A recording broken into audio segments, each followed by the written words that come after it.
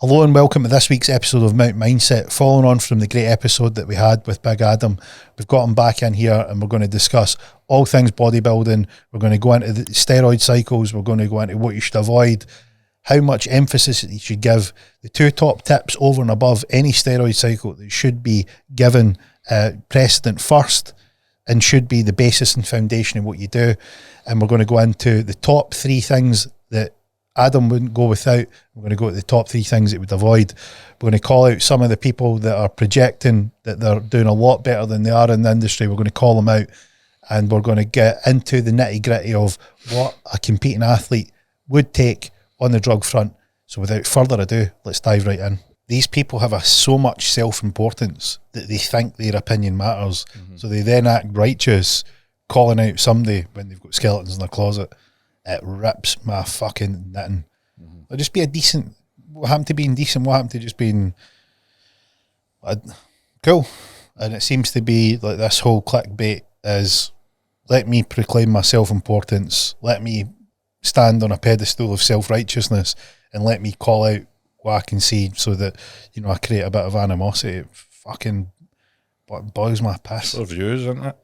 I mean, in fairness, I was speaking to Dale before we came on, and he was like, you know, it's, he's playing the game, but I'm not sure about, you know, I'm not sure what if you want that reputation, because I just don't know how much. Yeah, you get views, but how much does it cost you in credibility, self-respect, self-value, you know, your reputation? Not really sure it's worth it. There's a lot of that in these bodybuilding news channels now, and a lot of them doing that, right? And half the time you click on a video because it's got that headline and it's not even fucking what the headline is, you know what I mean? Would you see a lot of that in the bodybuilding game? There's a lot of it. So what stands out? Give me an example of one. One that's been like recently, it's a podcast I listen to, Fuad Abiad and his company Hostile. Anytime an athlete leaves them or depart ways, there's a big fucking hoo-ha about it. And it's the same people every time are reporting it in such a way. It's like, in fact, there's one that was a couple of years ago, Nick Walker left him. And funny enough, just recently, Nick Walker's left the company, went to After Hostile. Nobody cares this time. But when it was Hostile, it was Fuad treats his athletes like shit. He wouldn't let them do this, he wouldn't let them do that. And so what's the angle there? They're trying to take down Fuad's reputation. It's what you would assume, because he's probably, his bodybuilding podcast is probably the most popular in the one on the net at the moment. Is it? So they're trying to sling mud at him because somebody's left, and they're using somebody leaving. It's happened with every athlete that's left him, basically. Who would gain from that? I mean, I guess it's I don't know, maybe it's these guys seem to have some sort of an issue with Fuad. Maybe it's the clickbait thing, as you say. I don't know. It seems really targeted to him, though. It is, to be fair. Yeah. Maybe there's, well, I don't know. Maybe there's truth in. Maybe he's a bit strict to his athletes. I don't know. But then he's got athletes that are still with him, like Samson for years, who's happy. Yeah. So I don't know. Would you make of the whole kind of fake natty situation? Fake natty situation, as in saying you're natty when you're not. How much of that do you think is prevalent in the industry? I don't think it's as much anymore. No? People are generally more open, I think, to talk about using gear now than maybe 5 years ago, 10 years ago. One that stood out to me was Dan Bilzerian was talking about Michael Hearn. Well, he's the number one fake natty, isn't he? It's like, mate, there is not a fucking hope. Anybody who's picked up even one bodybuilding magazine, like there's telltale signs. Mm-hmm. Like there's telltale, you look at it and you go, like, that's enhanced. Yep. Michael, and it's like, Mike, you look fucking phenomenal. See, for a guy that can get in that good a shape, even taking stuff, you're in awesome shape. There's nothing to it, but you're claiming it's duck eggs and, you know, whatever the other nonsense he says it is. Why do you think there's an angle for him to remain that he's still natural? I think it's Similar in a way, now you'll get guys that are like, "Oh, I don't take that much. I only take a little bit." I'm like, well, what the fuck does it matter? Do you know what I mean? It's like they think it makes them better because they say they're not taking much and they look like this, or they say I'm not taking anything and they look like this. Like, well, that, to me, like, what does it matter if you're taking loads or a little bit? When I started watching or paying attention to bodybuilding, it was really easy. All the bodybuilders, because of publicity, said they weren't doing anything, right? And everybody sort of knew that they were, and it was like the worst kept secret. And then there was the rise of the fake nattys, which was, hey, I'm fucking juiced out my eyeballs and I look awesome, but I'm not taking anything, which was really weird in itself. And then it spawned from, it seems to be today, I'm just doing TRT. And you see these guys, there's like guys who come to me and he's like, he's just on a really low dose of TRT, and it seems to be the new I'm natty sort of thing. And I don't know, I don't get it. I don't get why people just don't go, look, this is what I'm up to.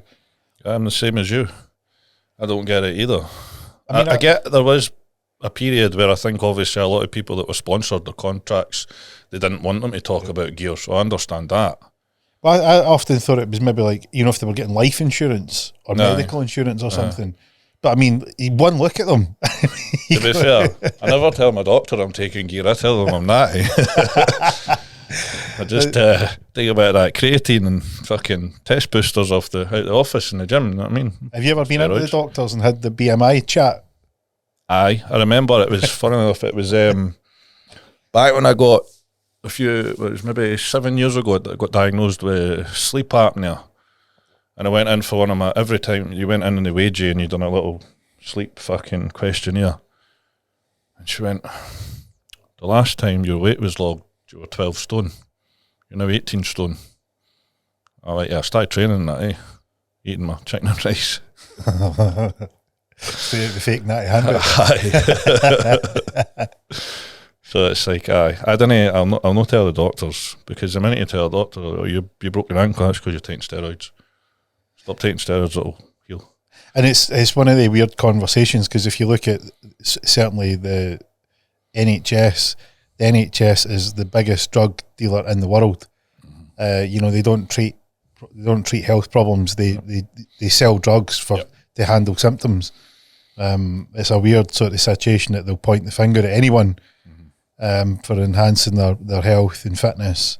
Because they go, pot calling the kettle black here.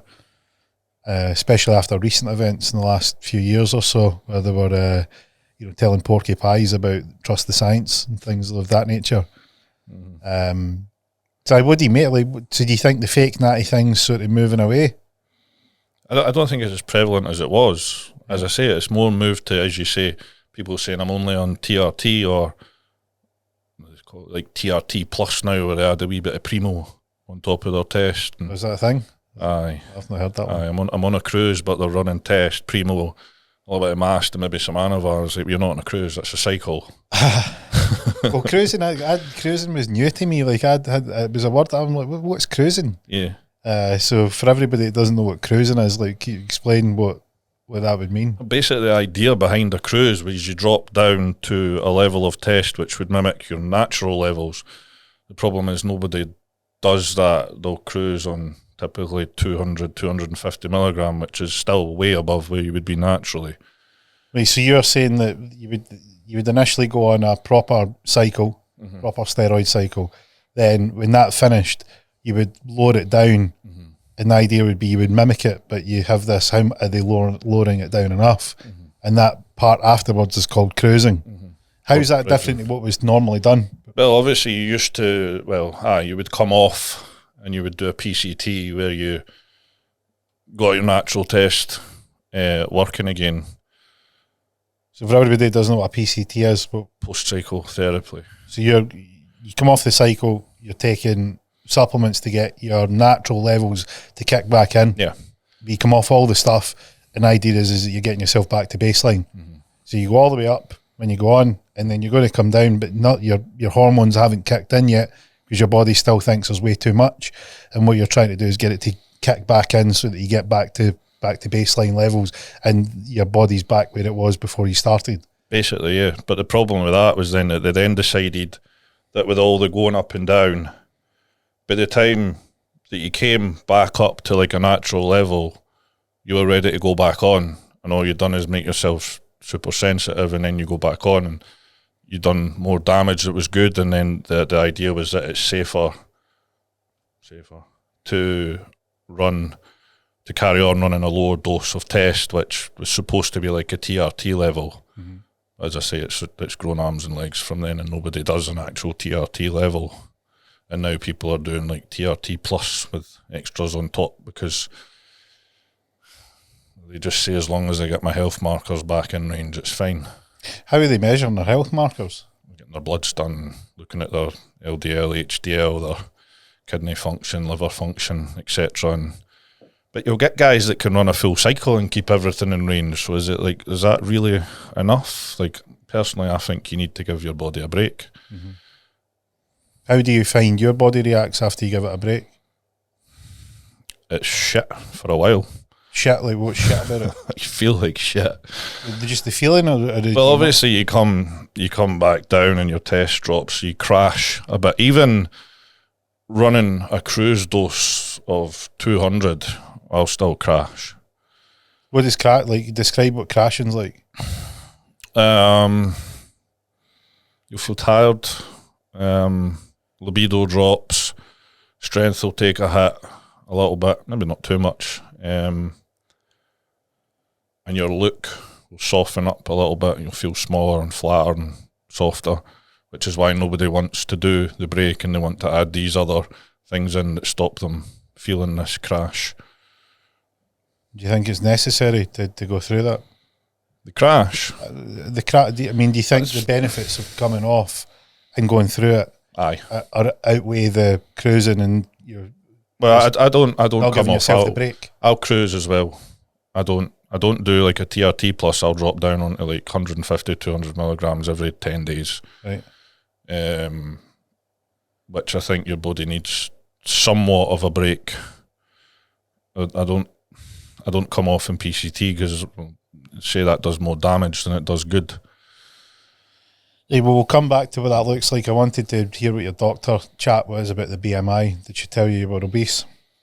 I can't. It's a while ago now. I just can't remember exactly what she said, but she just obviously says your weight's jumped up quite a bit, and she had a bit of a look on her face, but she didn't say much. What did the look say? You're taking steroids. Did you feel that offer? I got the impression, but maybe it was because I was, and that's what I thought she was getting at. So, did she send you for a blood test? No. It was like, did she say how much rather than are you on? Was it that conclusive for her? I don't think she said anything after that, to be fair. I just says I'd started training, put on a bit of weight, and silence. So, did you just give her your non-smiling sort of into creepy dark stuff? Did she just backed right off? Maybe. See, what does let's talk about. We had this chat after the first episode. It was a great episode. It was great to go into it, and we thought, right, let's put it out there, because one of the things that we had a chat about is that like you're really open and honest about what you're doing. So you're talking about going on, then either cruising or going off with a break, but it depends on what's going on through your year.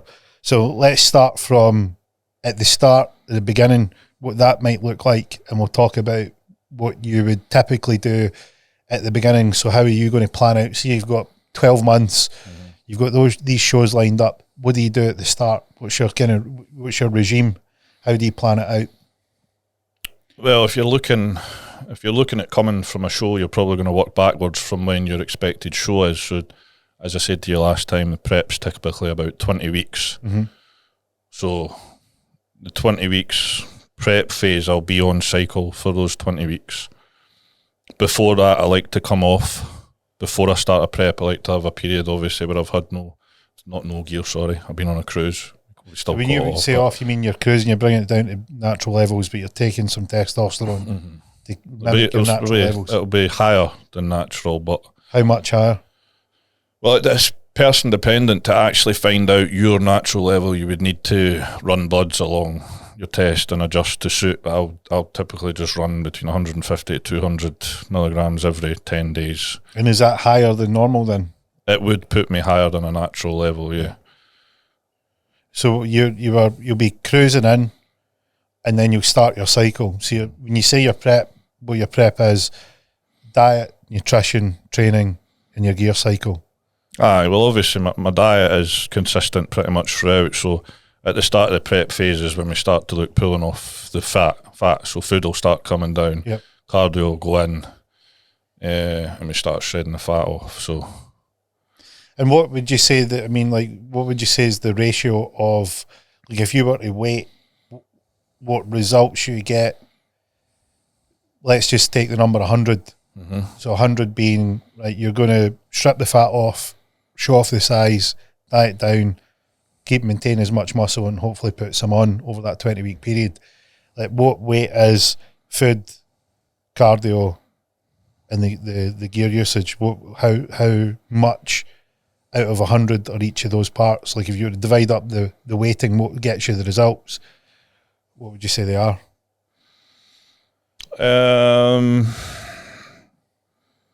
Well, nutrition probably would be the highest, because if you're going to cheat on your diet, you can take all the drugs you want and it's still not going to work. Mm-hmm. Well, I mean, like, I think that's important, because see this thing that people have, and I'm sure you've seen it, is they have this perception that they go, that's just all drugs. Mm-hmm. I think that's a really, really naive point of view. It is. I've seen it in every competition, like every type of sport. And Dorian Yates was a great example of this, because he was saying, you know, there's guys fucking cycling around the hills in you know, Europe and the Tour de France, sauce to their back teeth full of drugs, and they're 10 stone. So it's actually a function of what you're doing. Mm-hmm. That's your nutrition, you know, how much you're eating, what type of training you're doing, rather than, oh, you just take drugs and then you're rapid on a bike, or you can turn into a Mr. Olympia level bodybuilder. So it's way, way, way more than just the drug usage.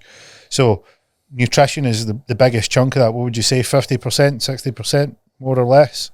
Probably about that, yeah. Because you would be surprised how many, well, maybe not surprised, but there's so many guys in the gym that are running gear, and lots of gear, and they don't look like they fucking train. Yeah. What do you think they're missing? The nutrition and training properly. Mm-hmm. They're all taking trying to go to Ibiza because they think it'll get them ripped. There's so many of them in the gym, it's wild, and they've got no business taking train, but they're taking it because they're going to Ibiza in 6 weeks and they think train will get them ripped. What's the mindset here?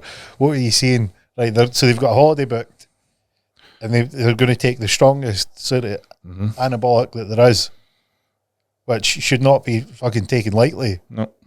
And they just think, I'll run, train. What happens to them? I mean, I don't really personally know anybody that's done it, but generally, they still look the fucking same at the end of it. They've probably split up or fell out with their missus because of the trend. They've probably now got acne as well, and fucking gyno as well, because they don't know what they're doing. Do you know what I mean? So they're just putting themselves in the hole. They maybe look a little bit better because train will do something. Yeah. But it's crazy to think. So what's next? If nutrition's the biggest part, what's the next one? Training. It's interesting. Training comes second. I would agree. Training. You need to train properly. You need to eat properly. Mm-hmm. If you don't, they're hand in hand. Don't do the training. You can do all the training you want if you've not got the building blocks. Mm-hmm. It's not going to build the muscle. Right? If you go and do the hard, you know, if you do the eating but you don't train, you're not going to get anywhere. Those two are the two biggest: the training and the eating. If you don't do them, it doesn't matter how many drugs you're taking. Mm-hmm. So how much difference does the drugs make then? What would you say the training is? So if it's 50 to 60% in nutrition, how much is the training? I mean, if you're gonna probably for a good 40. Like, I like the drugs are the icing on top of your cake. Yeah. Really. So 40 plus 50 is 90. Aye. The drugs are looking at about 10%. Maybe. But maybe. Aye. Because if you didn't do the other stuff and just took the drugs, you wouldn't. You wouldn't get anywhere near it. Nah, nowhere near it. So you get 10% the cycle, 40% the training, 50% the nutrition. Somewhere about that. Well, I mean, look at the 1990 Olympia. If you look at the 1990 Olympia and anyone wants to disagree with it, look at the first and only drug-tested Olympia. Right, the guys were 20, 30 pounds lighter. Mm-hmm. They looked like miniature versions of themselves, but they weren't like half the size. So like, they still trained, they still got lean, but they just didn't have that big, full look. Well, that's the thing. You still get, obviously, actual natties competing, and they still look good. Yep. They still get shredded. They're just not as big as those taking the gear, so you can still do a lot without the drugs. Yep. So then, yeah, I would die. The drugs are just... I think the ratio is probably not far away. Aye. So, like, if you... the training, really subjective, because, I mean, I don't know what you think, but I've seen over the years, there's guys that do a training that wouldn't work for me. There's training that works for me that wouldn't work for other guys. It's something that you've got to figure out about your own body. We discussed it last episode where you're talking about legs, like you'd loaded up the leg press machine, right? But you were like, look, this isn't getting me where I need to go, because doing this a different way is actually a lighter weight's getting me a better result. Yep. What would you say in terms of people that want to get their training right? What would you suggest that they do? It's a lot of trial and error, to be fair. That's the same with the nutrition as well. Nutrition's exactly like that. Yeah, because like with the training, you might just like have one body part, like for me, like chest. I can just load up weights on it and rep out. Not really care what I'm doing. I'll grow a big chest. Back, if I do that, well, I've still got a shit back, and I'm still trying to train it better. It's starting to grow now, but I've had to put a lot more thought and effort into how I train back, as opposed to like my push muscles, where I can just load up and lift heavy shit, and I naturally connect with them easily, so I don't need to worry about it. So sometimes it's even just one body part that you might need to, or do you know what I mean? And it's a process of figuring out what works for you. Yeah. What do you? So what would you say is? Do you think that the gear cycle is again the same sort of thing, where you need a bit of trial and error? Yeah, because people don't react as well with certain compounds. Some people might have an issue with one compound, someone else doesn't. So again, you've got to find out what works for you. Some people can only run low doses because any more fucks them up.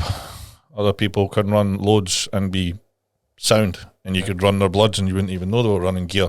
So how your body metabolizes the gear as well. Yeah. Do you remember your first cycle? My first cycle, I do remember my first cycle, yeah. What was it?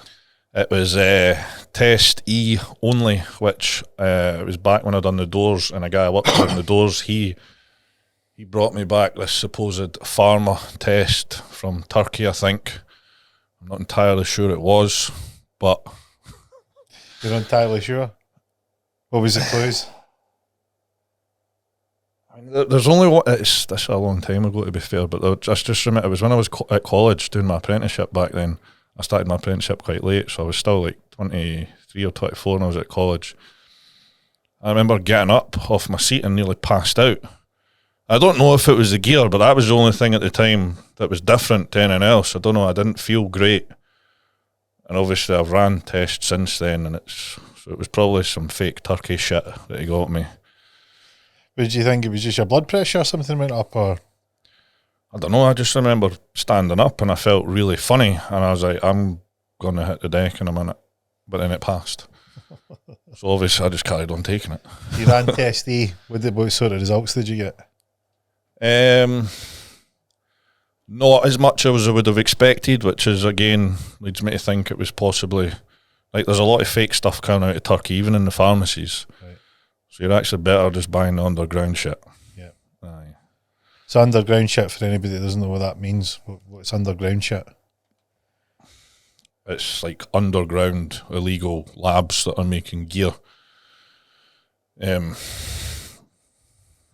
be fair, most of the ones in the UK are really good. The American ones aren't as good, I believe, because their laws are a lot stricter, but most of the gear in the UK is pretty good.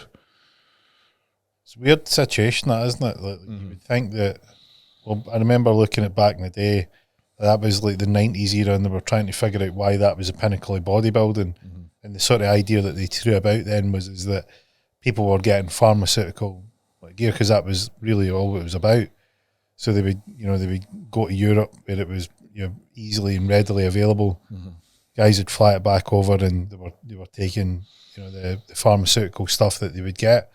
And the idea is that the rise of these massive doses and these massive courses that people were taking was all because essentially the supply of the pharmaceutical gear dried up, and then there was all these sort of underground labs that had arrived, and then people were having to take more and more and more of it to get the same result, because it was either fake or it was underdosed, or it was labelled as way higher than what it actually was. So there was this sort of real, what they used to do is you'd find a new lab would overdose their stuff to get it into the market. Everyone would be running it, and then they'd pull it back, obviously to save the money. But nowadays it's quite competitive, and a lot of labs are actually like getting their stuff tested and showing the test results. But then again, you could just be testing one vial. But it's generally thought that the majority of the underground gear in the UK is pretty good. I mean, it's one of the things. I mean, it's like, regardless of the legalities of it, I mean, if they're looking to get customers, the idea of having customers is you get returning customers. Returning customers are people that like your stuff, word of mouth, referrals, people buy more. So you end up wanting a good customer base, and the best way to do it is actually have a good product. That's it. So you took Test A. Where did it go for there? You must have liked it, because you've obviously went into it. You thought, right, getting some result here. You weren't sure about the turkey. No, I think I went from that onto the underground stuff, and then I think I did a little bit of D-ball, Diana ball, I just went for there, adding various different things in to try. When was the first time you started to notice like really good results? Probably the D-ball is the quickest. Was it? Aye. What did you notice? D-ball will make me strong very quickly. And I'll put on, the thing with D-ball is you put on a lot of water. So you feel like you're getting big, but you're getting big and fluffy, cloudy looking, but you feel fucking great because you're strong as fuck. But then I begun to realise that orals in my off season, they end up ruining your stomach and you can't eat. So now I don't run any orals in an off season. But even with D-ball? Don't touch D-ball or anadrol anymore, oxys. Because it ruins. I can't eat my food when I'm running orals in the off season. So it was actually upsetting your stomach, your digestive tract, rather than the liver. It's common for orals. So I remember a guy in the gym. Like, he was just a fucking normal dude, and it's funny you mention about D-ball, because I mean, like, he was just a normal slim guy, and then 3 weeks later he's come in like fucking Clark Kent, veins everywhere, and like just really pumped up. So what the fuck are you on? Oh no, and he's giving it no, I'm not on anything. I'm just like taking creatine and eating chicken and broccoli. I'm like, the fuck you are. Like, nobody changes in 3 weeks that quickly. And that was what he was on, his D-ball. I used to like running D-ball as a kickstart to my cycle. And I remember it was when I was an apprentice, and my boss didn't know I took gear. And I had just went back on cycle, and I'd ran D-ball. I was maybe 4 or 5 weeks into it. I'd put on a bit of stone or something, and he's like, "You fucking grown a bit, have you know?" I started bulking. Put my food up. Because I didn't want to tell him at the time I was taking gear. No. Do you remember why you didn't want to tell him? To be fair, I didn't want to tell anybody I was taking gear for a while at the start. Right. You save us. I haven't answered any questions about it. It's more just like the people I worked with and that, obviously, and then obviously I didn't want to tell my mom. So when did she find out? Does she know? She does know, yeah. She found stuff in my room when I was younger, and I lied my way around that one, and then it was when I split up with a girl, and she told my mum, basically. She dobbed you in? Aye, she dobbed me in. I think my mum already obviously knew. What did she find in your room? I can't remember if she found, was it a vial or a needle? She found, I think it was a vial. She says it was some sort of fat burner or something. It's no steroids, ma. A vial would have been much harder, easier to explain away than a needle. I think it was a vial, not a needle. What age were you then when she found it? What age was I then? It would have been early on in taking gear, so I was maybe, when did I start? 23? Started at 23, 24, so maybe 25, 26. I think she probably didn't believe me, to be fair. She doesn't like it, obviously. Yeah. I mean, she wanted to watch the first podcast, and I was like, no, you don't want to. So. Well, what do you think? I mean, this is the thing, is that what do you think's the biggest misconception about running gear? Well, it's I guess it's people just don't understand it, really, and they don't. Obviously, the media and everything portrays steroids really bad. They're really bad for you. You're going to die, roid rage, and blah blah blah. And I think basically when my mum eventually, when she asked me about it, I think what I'd said to her was, I says, "Do you think I'm stupid?" And she said, "No." She says, "Well, there you go. I know what I'm doing. Like, just trust me." And that was kind of how the conversation went. Sounds quite fucking closed down, that. Like you shut the door on that one pretty quick. Aye. Did you ever see the documentary Bigger, Stronger, Faster? I don't think so. Mark Smelly Bell and his brother, what's his brother's name? We made a documentary series about three brothers growing up in America, with Hogan and Rambo and the wrestling and all that sort of stuff. And they were like, playing the Hulkamania music. Eat your vitamins and drink milk. Like, they all had a dark secret. And the whole thing was, as they get older, they're trying to make the football team, they're trying to get into sports, but they're a wee bit chubby, and the mothers make them cookies, and they're just sort of like falling in that trap of, not the best environment to bring out their natural talent. And then it's like, they hear about this sort of thing about steroids and stuff like that. Rocky IV. It's only the fucking Russians that do it and all that sort of stuff. And it goes on, the documentary goes on, there's like the doctors on there, and on one side they've got like the Joe Biden bollocks bullshit about, how this is damaging the country, and all these politicians are like, here's the data, and it's this and that, and the next thing you've got the doctor, the foremost expert on performance enhancing drugs, and he's like, well, here's what we've got all these athletes, right, that are in sports, they're taking way over the recommended dosage of this stuff. Not only are they healthy, they're exceptional. Like, they're actually exceptional performers.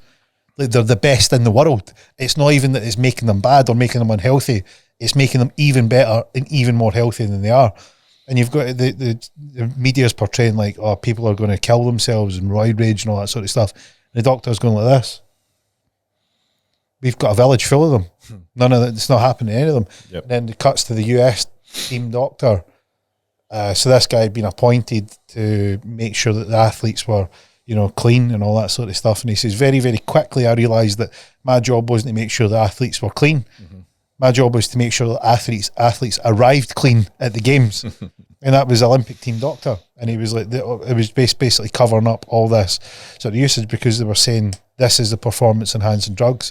Not only is it making the guys healthy, and they're checking bloods, their daily samples, the performance. Like, they're in an environment where they're getting completely measured 6 ways from Sunday. When there's no issue here. But the media were portraying it very, very, very differently. So it was a great documentary where it's showing you both sides of the story, which was general perception, like your mum's probably worrying, going, look, I'm worried because this is all she's hearing. Yep. But what she isn't hearing is the other side of it, where these people are actually, been there, seen it, done it, got the T-shirt. And not only that, they've got medical professionals that are measuring their markers and going, there's nothing here that's worrying us at all. Yep. So it's like that sort of situation where you go, how do you have that conversation when somebody only hears one side of the story? And that, again, was portrayed really well in that documentary. What's your experience been with it in terms of like health and things like that? Have you ever thought, oh, look, this is causing me issues, I need to rein it in? touch wood, no. The only time would be the experience with Trent that we spoke about last time. Yeah. When I had to stop, which was just situational, but not really had any issues, really. What's been your experience taking it? So there's, other than one situational experience of a negative, what's been the positives of doing it? Fucking massive. I don't know. I feel good when I'm on them. Describe that. Like, when you say you feel good, like people, like what's good to me or somebody that's listening, tell them what good feels like. Well, good in the gym, I suppose. Cause you feel mentally good. Like mentally, you getting clarity. Are you feeling a bit more confident? Are you feeling a bit more sure of yourself? I would say, well, I don't know if confidence, definitely, but I wouldn't put that down to steroids, obviously, directly. Mm-hmm. But better, more confident in myself and my body. Do you feel you can push more? Aye. It's almost like, see, when I come, it's weird, when I come from like a cruise phase and I'm going back on, I could jag on the Sunday night and it's purely in my fucking head, but on the Monday I'm strong as fuck. Are you? Aye. I am. What are you feeling? I don't know what it's like. You've had your jag on the Sunday night. Tell me, put me in your head on Monday. What's going on? It's obviously, it's purely mental, because when you've jag, I'm not like, it's because it wouldn't be something fast acting that I'm running at this point. So it's obviously, it's not kicked in yet. So it's purely mentally. But that's all right. Tell me mentally what's going on. On the Monday, I'm buzzing to go to the gym because in my head, I'm going to be strong as fuck. And I'm going to be big as fuck by the time I finish training. So when you do it, you know what's coming up. Because this is interesting. It's interesting to dig into the psychology of this. Because here's what's cool. You know, you get the placebo effect. Yep. The placebo effect, for anybody that doesn't know, is an effect that when you think something's going to happen, you react as if it's happening. Double-blind tests, people are given sugar pills, told that this is a new drug that's going to solve all these problems. People take the sugar pill and they react as if the problems are getting solved. Their body reacts and they improve, and they've not had anything but a sugar pill. So what's happening here is you know that this thing is going to make you bigger and stronger. Before it actually kicks in, you feel that placebo effect of, right, I am strong as fuck and I'm going to get massive. What does it feel like mentally? Because you know physically it's not, like physically it's going to come, but it's not here yet, but mentally you're feeling something. It's just a good feeling. Like there's that first jag of a cycle, like it's a bit of a buzz. And then a week later I can't be fucked to jag. I'm fucking sick of this. Do you know what I mean? But the first one you're always so buzzing for. Like, yes, it's begun. Because you've done this, say, 10-week cruise phase where you felt pretty shit. Yeah. And the last cruise phase I done, I picked up so many injuries. Like, my body was just like, fuck this. Yeah. And then it was like... So this is really good that you're talking about this, because this is what people don't get, is that the function of anabolics is anabolics makes your ability to heal and recover. You recover much quickly and much more effectively. It takes the protein, breaks them into amino acids, and heals your muscles. So you essentially become a super healer, right? Not quite Wolverine out of X-Men, but not far away, where you're just healing at a much better rate than what you would otherwise do. And this is one of the things in Bigger, Stronger, Faster, was the guy says, how is it that these drugs are dangerous? When we found them in the 1940s, they were a medical boom, because people that were like burns victims, for instance, we gave them these anabolics and they were healing much faster because their bodies were responding to be able to heal much more quickly than they otherwise would. And it was a medical miracle. But you give them to somebody who wants to enhance their performance, and now it's bad. So how is it bad for someone that's healthy, but it's not bad for someone that's unhealthy?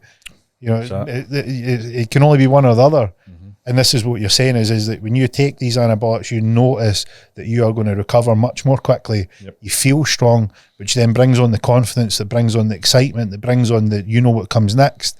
And that mentally arrives first, and then physically it starts to develop. So you're feeling good. and you're recovering much faster. So that's interesting that you say that. But when you were going down and you were on the cruise, which is the lower dose, you were getting injured because I'm assuming you're still trying to train it at the same intensity. Well, you're trying to train at the same intensity because you want to keep the muscle there. But my last cruise phase was terrible. I go to a physio every 3 or 4 weeks, and the last time I was on the cruise phase, he was like, your body feels like shit. He's like, there's so much shit in your muscles. And then obviously I went back on, and then I went back into him, and he's like, fucking night and day. He says, you need to stay on. Don't come off. Because he hates when he has to give me a beating, because he's fucked at the end of it. So he's like, don't you come off. Yeah. Because he dreads seeing my name on his iPad. Is that all you needed to hear? Aye. Roger that. Aye, roger that. We'll stay on. I mean, if you look at guys, and like I've said this before about, like I like cycling, and we've had this conversation when I says, like, say whatever you like, say you like bodybuilding, say you like cycling, say you like track and field, you can buy a ticket. Right, you can go, here's the ticket, you can buy the ticket for the natural version, or you can buy the ticket for the juiced out the fucking tits version. For any one of them, what are the sports fans going to buy? Juiced version. Juiced version. It's like you want to see what the peak ability is. You're like, what can they do? Who's like, watching do you want to see the guy that's running fucking 11 seconds on the 100 metres, or do you want to see the guy that's fucking chasing the cheetah down the line? Like, and again, do you want to see? Like, I watched the Tour de France when the guys, like, they just couldn't develop a test for the drugs that they were taking, and the organizer says you're going to need to slow down because you are going up the hills that fast. It's actually looking ludicrous because you are going up so fast because of that juiced. Yep. And then it's the same with like the track and field or bodybuilding. You want to see the biggest, freakiest guy on stage.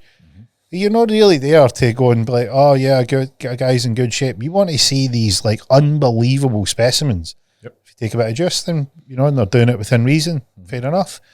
As long as they're healthy, and they're not sort of pushing limits too far, then fair play.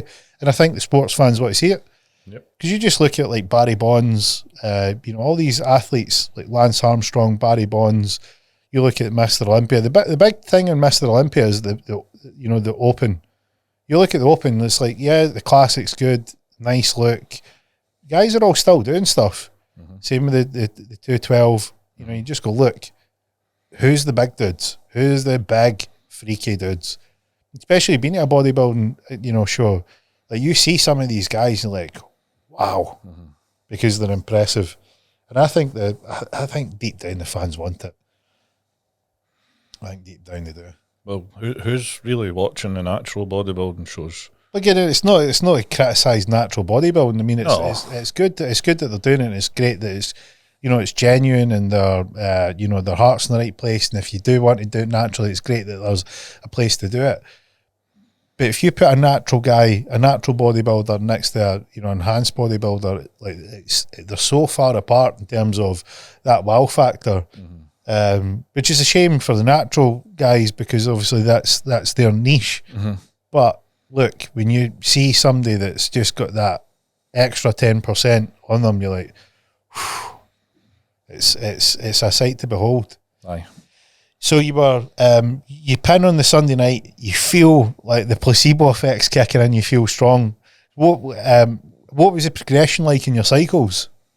So you said you went D-ball and you were on test, and then it was messing your stomach. What was your next? When did you start to crank it up, and what did the cranking it up look like?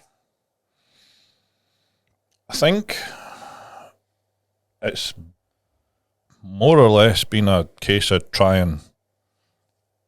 probably tried just about everything. I don't think there's much I haven't tried. Right, let's start with your top 3 compounds. What's your 3 compounds that you swear by? Well, test is the base of every cycle. Basically, you're always going to take test. Why is test good in the base of every cycle? Well, because your natural levels will drop when you're taking gear, so you need to take a synthetic form to at the very least, maintain function. so it's always your base. For top three, I guess it depends to pick three. Deca or NPP in an off-season setting, and then probably Masterone because I'll run Masterone off-season or on prep, really. What do you like about Masterone? Your Masterone is not particularly strong as an anabolic, but it has anti-estrogenic properties, so it helps to keep your estrogen a little bit lower without having to use actual anti-estrogens because they'll fuck up your lipids, basically. Yeah. So if you can avoid them and tailor your cycle in a way that your estrogen doesn't go high as fuck, then that's better. Because you also you need to keep a little bit of estrogen as well because you can't grow without it. So a lot of the anti-estrogens are, if you can avoid them. It's a weird balancing act, that, isn't it? Mm-hmm. So you want a little but not too much. And if you can get something that is an anabolic but keeps it in check, that's preferable rather than something that could cut off too much the other way. So you're looking for something that doesn't push it too high, but not something that pushes it too low. Mm-hmm. Masterone's the answer to that equation. Masterone or Primo Bowling, they'll both pull it down to an effect. I don't need to worry so much about the estrogenic side effects because your worst one is your gyno. Yep. I had my glands cut out, so for people who don't know, your glands cut out, what does that mean? So with gyno is basically obviously when your estrogen's too high and the gland behind your nipple grows, basically, and you end up with like lumps behind your nipple, and sometimes it'll protrude and it looks pretty shit. Essentially, you're growing tits, I suppose. And sometimes, if it's really bad, they'll even lactate. Right. I've never had that personally. To be fair, my gyno was from puberty, actually. It never really got any worse. With the gear, it was only little, but I ended up just getting it removed almost a year ago now. How simple a process was that? I mean, the process itself was fairly simple, but for me, it was a fucking nightmare. Because I ended up with indentation after it, so I had the opposite problem. So the nipples indented back in? Aye. So they were sticking out before. They're a bit puffy. Basically, mine was very, very, very minor. But it was enough that annoyed me, if you know what I mean. And when I was really lean, you could see it a little bit on my right side. Yeah. But I just decided to get it done. But then obviously, when they've cut it out, it's quite common when they cut it out to have some indentation because they take the gland out. It was fine when it was relaxed, but the minute I squeezed, did a most muscular or whatever, there was a significant indentation. So I had to have a further 2 procedures, which were actually during this prep, to remove the indentation. How did they remove it? So basically what he said is it was to do with the back of my nipple actually being stuck to the deep tissue. So what he did was make a small incision and then he cut away at the back of the nipple to pop it back out. Pop it back forward. And how long did it take for an operation like that? Like your first op? As in how long did the procedure take? If you were getting it cut out. That was only about an hour. That's not bad. Got that done under a local. Which was probably one of the most stressful experiences I've ever had. How? Because you're awake and they've got fucking things inside your chest and I was constantly expecting it to hurt like fuck at any moment. And they're pulling and they're snipping and I don't know, I was fucking shiting myself the whole time. I would have rather got put under. But it's obviously dearer to get put under. Is it? Aye, because you're anaesthetic and everything. You're an anaesthetist. So they're doing. There's some clinics that are doing it under a local now for cheaper. What does something like that cost? It's usually with the local. It's usually about 3 to 3.5. I got a discount because they wanted to take videos and shit, so I got it for 2.5 in the end. That's eventually why I went through with it, because I was like, well, fuck it, getting a deal, I'll get it done. Very good. So when did you so you done a bit of trial and error. You found that NPP and DECA, which are sort of the slower acting, fast acting, the same compound. Yes. You've got master on. What's your third one? So test is the base. We'll rule that one out because test is in everything. Mm-hmm. So like test is sort of like a foundational one. What's your top 3 derivatives of testosterone that you like? So we've got mast, NPP, DECA, and what's your third? Well, these days, to be honest, the only other compound I really run is tren in a prep scenario. I don't really use. Well, obviously, I'll take some orals. Yeah, do you have a decent tolerance to the tren? Aye. So more than most. What do you put that down to? Like, do you think it's just do you think it's your mindset? Do you think it's your willpower? I'm pretty chill, to be fair, as it is. I can be quite impatient and intolerant at times, and tren makes that a little bit worse. But generally, I'm pretty laid back, so I'm not too bad on tren. Here's a question for you. So you started taking gear, mm-hmm. and you didn't want to tell anybody, mm-hmm. right? I want to just play out this scenario, mm-hmm. Right? You would have had to have developed patterns and behaviours to hide, obviously, what you were doing. So, like, if you were going out there and you were a bit nippier, a bit more intolerant, a bit more impatient, a bit more, whatever, a bit more agitated, a bit shorter fuse, right? But if you just went, that's because I'm on steroids, like, you haven't went through the process of calibrating your behaviour for these increased levels. But for guys that have not told people that they're doing it, they will want to hide, they will want to counter mm-hmm. those feelings, those impulses mm-hmm. with making sure that the facade is all normal. They want to appear and act normally mm-hmm. because they want to do it. Mm-hmm. Do you think that you doing that initially is helped with keeping the impulses and desires in check versus, imagine you just went, I'm a bit fucking nippier because I'm on juice and I'm a bit more pissed off, and you just went fucking like, you're the opposite where you go, hey, look, I'm on juice and I'm going to be fucking a bit more agitated and you're going to deal with it. It means that you've not went through the process to be like, look, I need to calibrate my behaviour. Mm-hmm. Well, I wouldn't say I calibrated my behaviour because my first experience of running tren was when I was on prep.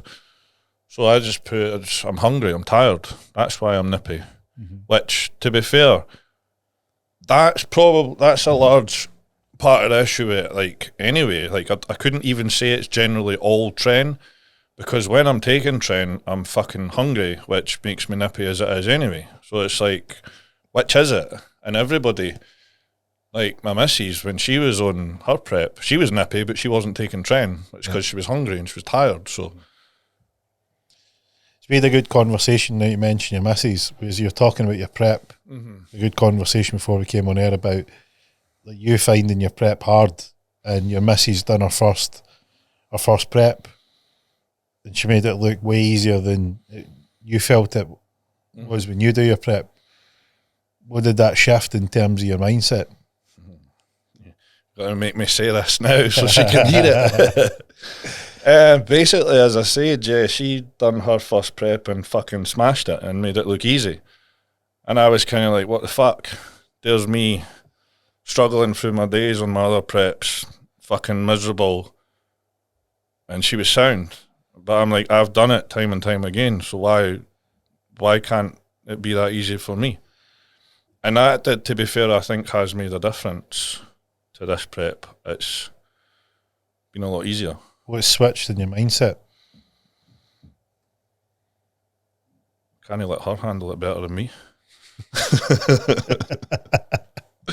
You're not going to be defeated because the missus has done it easier, made it appear easier than you are. So I mean, that's good, because the thing is that when you get that, what you do is you're switching your perception. You're going, look, my perception is it's hard. Then you're watching her do her prep, never made one wrong turn, and made it look easy. And you've went, how can I not make that look easy because she's doing exactly what I'm doing? Mm-hmm. Well, I need to change my belief about what it is that I'm doing to match like what she's been able to do. And that's a great shift, because you know, like how much easier is it when you can adjust how you feel? Because what you're doing is you've changed how you feel. You go, like, I'm not, like, if she can do it, I can do it. So you're going, well, I would have let that affect me. I'm not letting that affect me because I've seen how you don't need to let it bother you. And has that helped you in your current prep? You're going, look, I'm just gonna make that, knock it out of the park like the missus. I think that's powerful. I think so, like, because to be fair, before her prep, I'm not going to lie, I was like, this is going to be shit. She's going to be crab at. I can't deal with her being crab at me. We're going to fall out.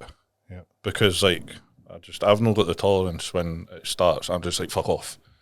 Away you go. Do you know what I mean? So I was like, this prep's going to be difficult. And there was the odd time where she was a bit nippy. But it was fuck all.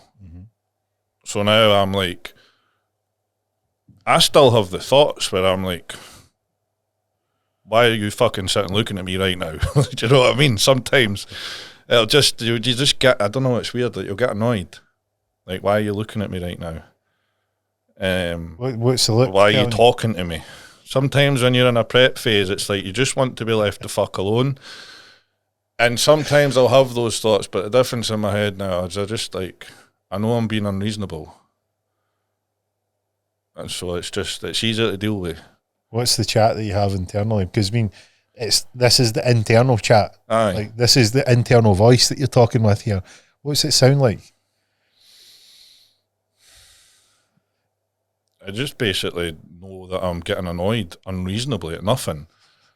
Sometimes I'll put it across to her in a sarcastic way and I'll be like, you're really doing my fucking tits in today, you know. I'll make it like it's a joke. Yeah. Except I'm not fucking joking. But it's kind of how we're dealing with it better this time. Does she like your fuse? Does she like your fuse? No. To be fair, she doesn't. But it's just like, it can be as simple sometimes as asking me how I'm feeling, asking me how my day was. It's one of the worst questions to be asked when you're on prep, especially at the end, because it's shit. You feel like shit. And you don't want to talk, but it's the worst. See, when you're in the gym, and I've tried to keep my prep kind of quiet this year and off social media, because when you're at the end and everyone goes, how are you feeling today? Fucking shit. And then with me, they'll go, yeah, but you're probably still on 5,000 calories. I'm like, yeah, but it's all fucking relative. I'm still starving. Yep. I still want to stab you right now for asking that question. Do you know what I mean? So it's fun. What's so did you get a third one? What was your third compound? Well, it would have to be Tren. But then I don't know if I could pick that as it's the only other one I really run. If you could only pick three, if test is the base, you said there's only three you can never pick ever for all of eternity, what three are you taking?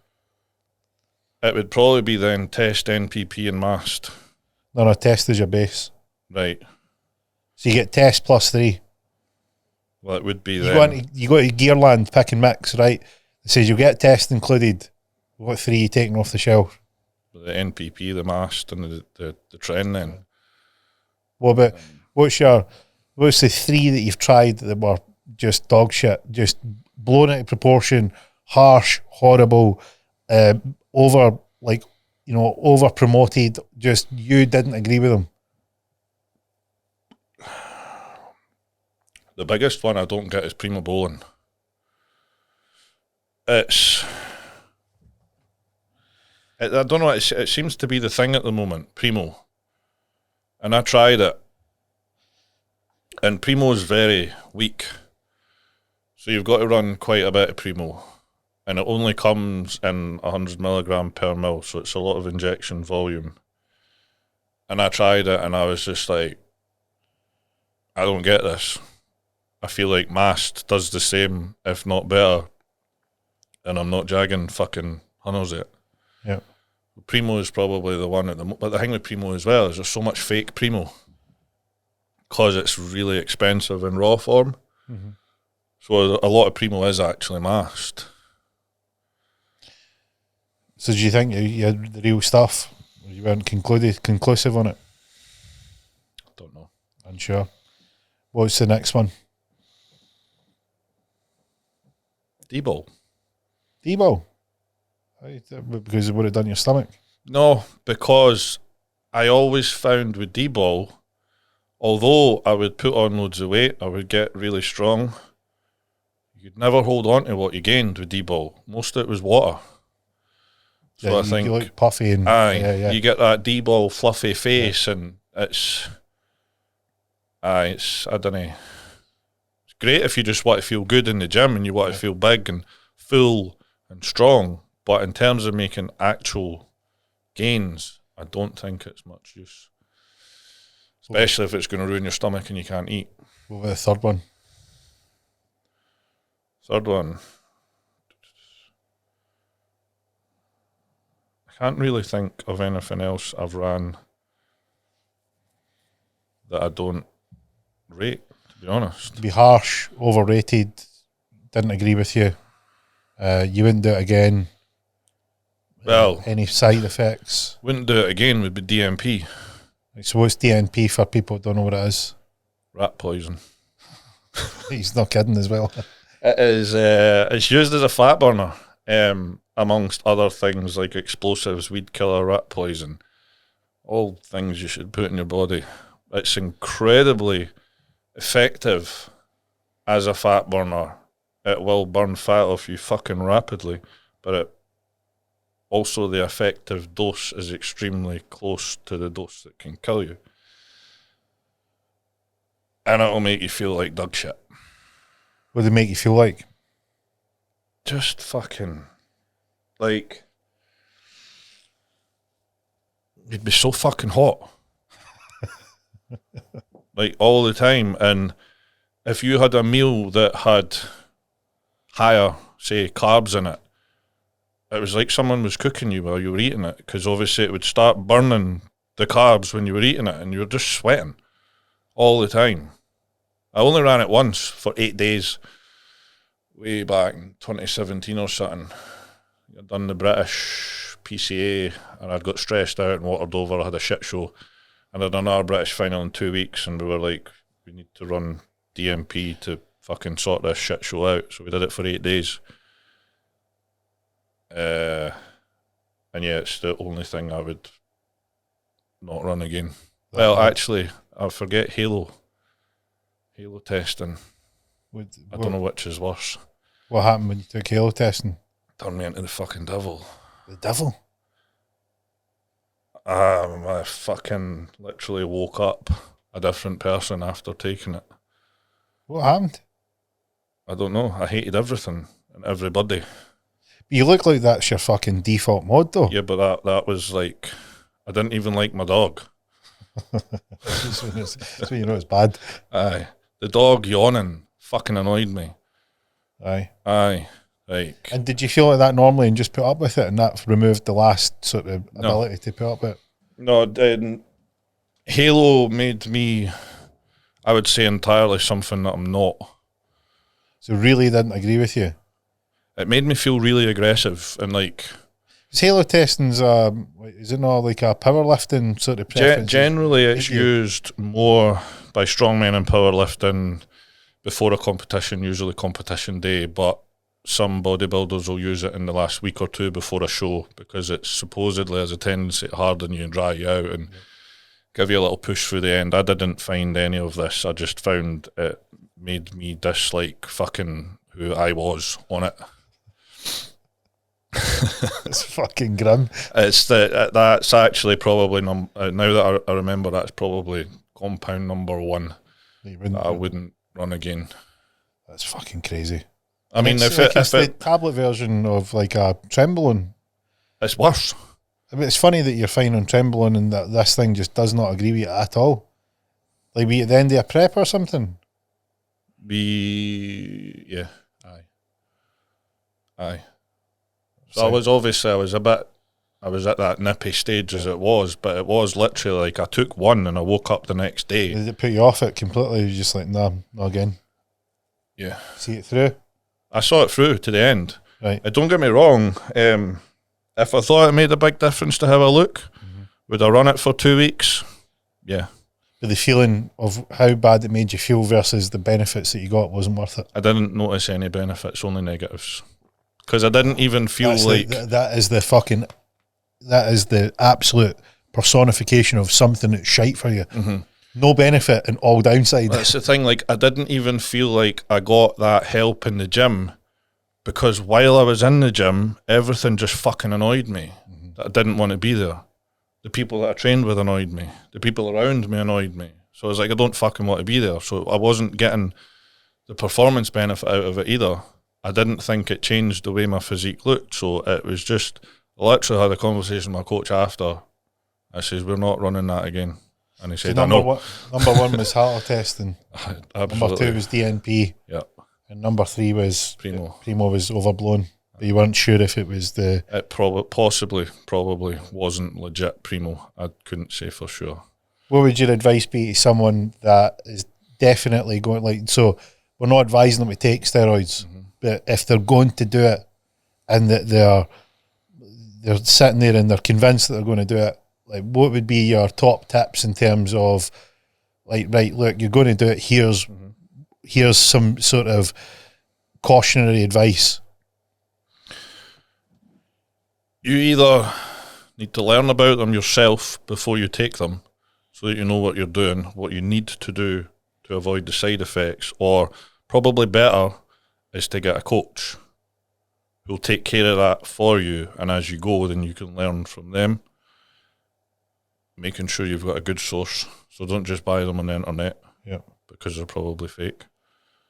So, and get your training and food in order first, because that's a good one. You're going to waste your money otherwise. See, like that, I would say that that's one of the things that I've noticed being in gyms my whole life is, like, when I started, the emphasis was always on your training, and it was always on, like, your training, getting the protein in, and really sort of that, like, it was always like we were always looking for, how do you train better?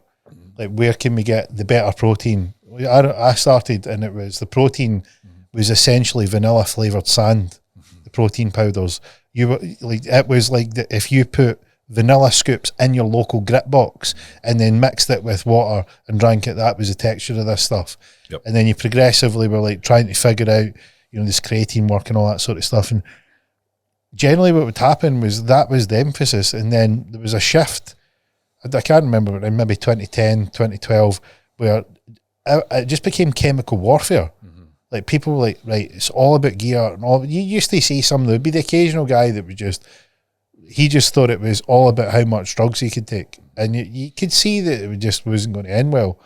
And then there was this massive shift where it just went to who can take the bigger doses, the biggest this, the biggest that, the biggest next thing. And it was a great point you made there. Like, get your food. Food is going to, like, if you can do all the training you want, you can do all the gear that you want. If you don't put in the food, you're not going to get the results. Food's number one. Second thing, get your training in order. So training to me is how you train, how you're performing those reps, what's the right rep range, what's the right weights. Figure out your body. Like, don't just jump on gear, because if you jump on gear, you've not done any of the figuring out process. Get your food right, get your training right. And then if you want to be a bit more, right, you've maxed out your natural ability, you want to be a bit more, and go for it. And don't jump on too early. How many dudes you seen that are like fucking 19 years old, and if you could go back and get your testosterone levels when you were fucking 18, right, you'd bite their hand off, because that was the peak fucking gains. Right, you were naturally fucking flying. Don't cut that off. No, run that thing as far out as you can. Get the training right, get the food right. Don't jump on the gear too soon, and then peak. Try and peak naturally. And then when you start to notice it come down, then you can look at it. But the emphasis is on food, training, and getting the most out of yourself naturally. Build that solid foundation, get that platform rock hard, and then if you want to take it a bit further, then do it well thought out, and form yourself. I think that's solid advice. I get so many people will ask me, the question is always, what can I take to get like you? And my answer is always the same, and they fucking hate it. I just say food. And I'll refuse to talk about it any further than that. And they'll be like, no, but I'm eating good. What can I take? Food's all I'm telling you. Because I know you're not eating good. How do you know? Because you can tell by looking at them. They look shit. Yeah, basically. What like is that what's the normal questions that you get asked the most that really drive you up the wall? Well, that one, what can I take to look like you, is probably number one. It's the most annoying because, as you say, they're putting the emphasis on the gear and nothing else. Because that's what you're saying is what, like, for people who don't get that point that you're making, I think it's a brilliant point, is we worked out the ratio 50, 40, 10. So it was 50% nutrition, 40% training, 10% the gear. So what they're doing is they're coming to you and say, tell me what the 10 is, and you're looking at them going, you don't know what fucking 90% of this is. You're asking me how to look 100% like me, and you're wanting to just skip fucking 90% of the hard work, which is the nutrition and the training, and you want to just go straight to gear. And really what you're saying to them is, look, I think you need to go and work out what the other 90% is, because I can tell you what you're asking. You just want to go straight to the 10. And if I tell you the 10, you're just going to disregard the other 90. Aye. And you're wasting your time. And they'll probably take one cycle of gear and then they'll not be at the gym again. But do you know what I mean? I know what you're talking about, because you're talking about these people that come in, buy a gym membership, train for 2 weeks, go and buy a fucking massive cycle of gear. They come in, they train all the disco muscles, they've no routine, they're usually carrying around a fucking protein shake with them, right? They come in with all the gear, lift like shit, train like shit, tell everybody what they're on, run their cycle, and then they're gone for dust. Never appear again until they jump back on. And you go, what are you doing? Exactly. Like, what are you doing? Because there's a method to this. Get your food right, your training right. It's a big block, and that needs to be consistent. You need to do that all the time. You want to get big, you need to eat. You want to get strong, you need to eat. You want to get bigger muscles, you need to train and eat. And then once you get them dialed in, then if you want to go a bit more, how many people do you think out there look at a body, look at you and go, I'm prepared to do what he'll do?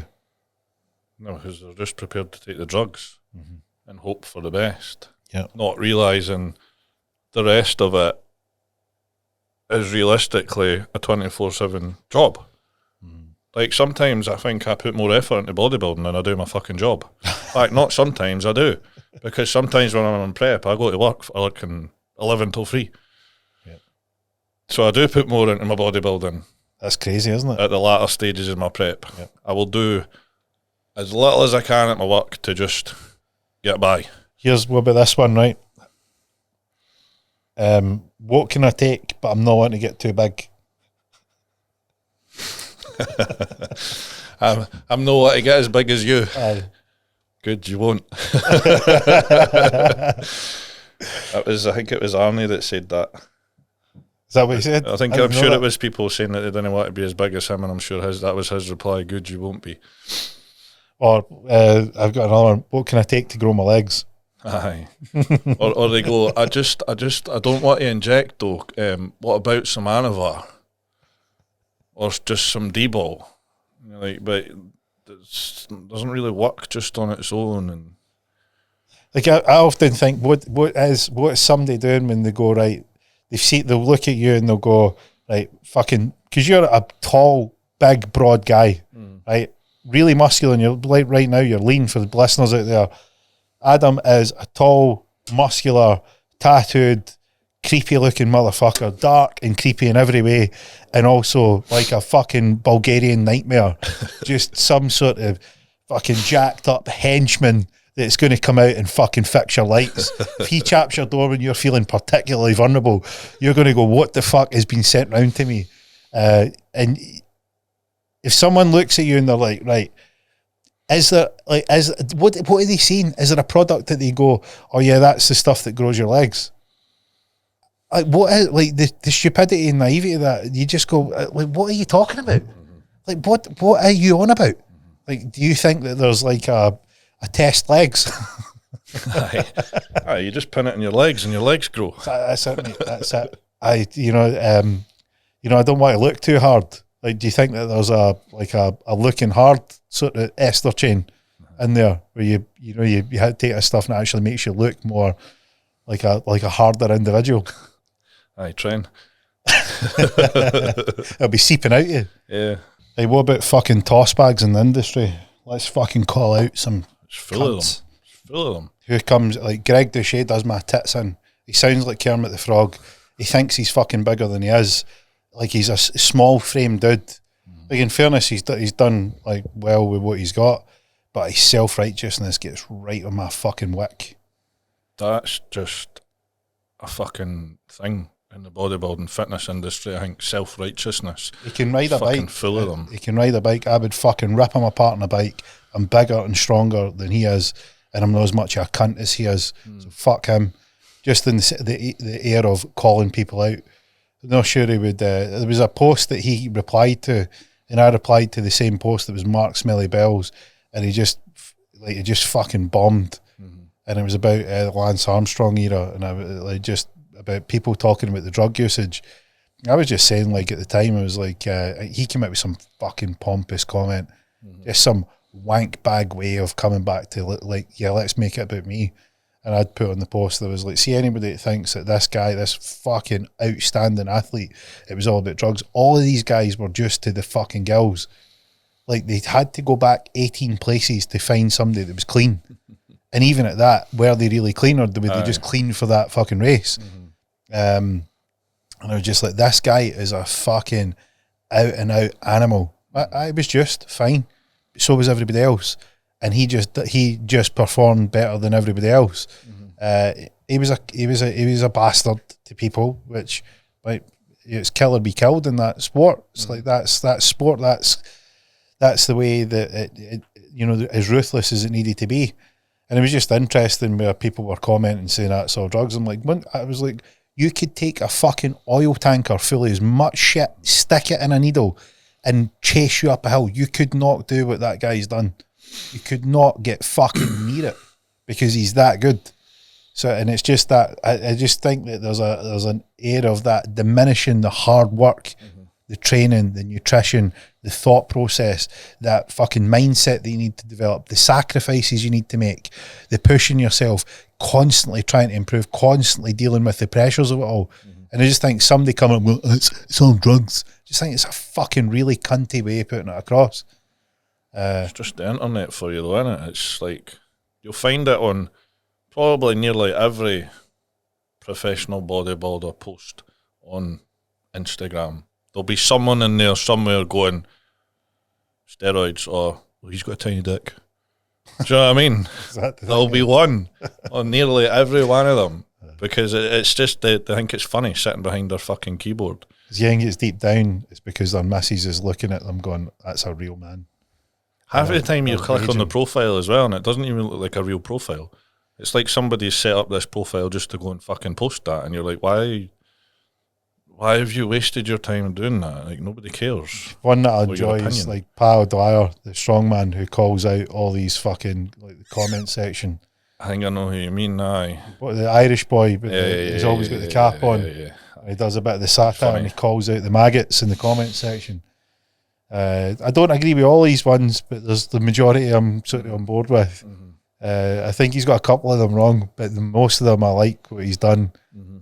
Poor guy lost fucking his account at 400,000 followers. I think Instagram took the huff with him calling out the Dutch Olympian. You know about this, no? I don't think I've seen that. Dutch Olympian that played volleyball. He had got charged with like messaging and trying to meet a minor. I think I heard about that, but and no long after that, Pa lost his account. Oh, did he? Aye, so he's building it back up. Fair play to him. Good on him. As I say, I like what he's doing. And if Greg Duché he's called out Greg Duché as well, who I'm a big fan of calling him out with his fucking self-righteousness. And fair play to Pa, well done. So have you got anybody that stands out to you that's just, you think they're a fucking cunt bag of all cunts? I mean, I don't particularly participate much in social media because it's fucking full of cunt bags, especially bodybuilding. Yeah. They're... Who's the cunt's cunt though? Who's the fucking peak of Bob Agnes?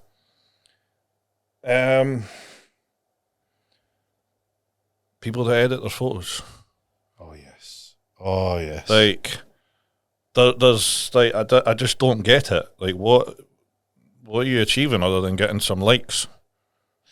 But what is that? Like, do you know what I mean? Like, or then some of them even you'll see they'll post a picture where they look fucking enormous, and then you scroll 2 posts along and there's a video, and I'm like, it's 2 weeks between them.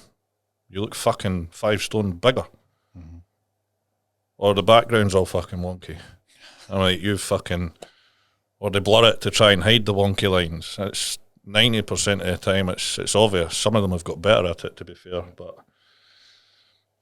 there's one in particular that I won't name, but most people that know me will know who I'm talking about. You can call him out if you want. It's up to you. 1 Rep Max. 1 Rep Max. To be fair, he won his pro card. And I've always said, he's got a good physique, but I've got zero respect for somebody that's going to edit their photos to look better on Instagram. Yep. There's a boy that actually took the picture in the gym that I train in. Yep. Took a picture and he looks fucking huge. And I seen him the same day that he was in the gym. Mm-hmm. And I'm like, that's not the same guy. Like, the difference in terms of the picture and who was training, you'd have been like, the guy trains, but he's not a big guy. Mm. You look at the picture and like, this guy's fucking huge. Same day. It's fucking small egos, isn't it? Oh, I mean, it's like, look, like you know what it's like. If you go and train in a gym, you're going to look like better than 99% of people. The bodybuilding world's small. Yep. People that are like a decent shape, decent size. You know, when you get it's a small group of people, you're going to look 99% better than 99% of people. Why are you editing your pictures? Like, why are you trying to pump it up more than it is? Because you're only going to become a cropper when somebody sees you, because they're going to see you in real life. And you go, look, fucking chill out, man. It's a thing. There's one thing, putting a filter on it that makes you look a little bit maybe leaner than you are. But when you're actually enlarging parts, I don't get it. It's too far. It is too far. It really is. Because as you say, bodybuilding especially, it's a small community, especially in Scotland. Everybody in bodybuilding in Scotland knows everybody. And you know what it's like? Because I explained this. I was just back from Portugal cycling, and the guy that had the event on, like, I was explaining to him, was like, you're actually you're more muscular than people would imagine. Mm-hmm. And he's like, I don't really know what you're talking about. I was explaining, like, people that are interested in lifting weights have a fucking sixth sense for how things look, body parts, the shape, how muscles tie in, like all the time. They're hyper fucking sensitive to it.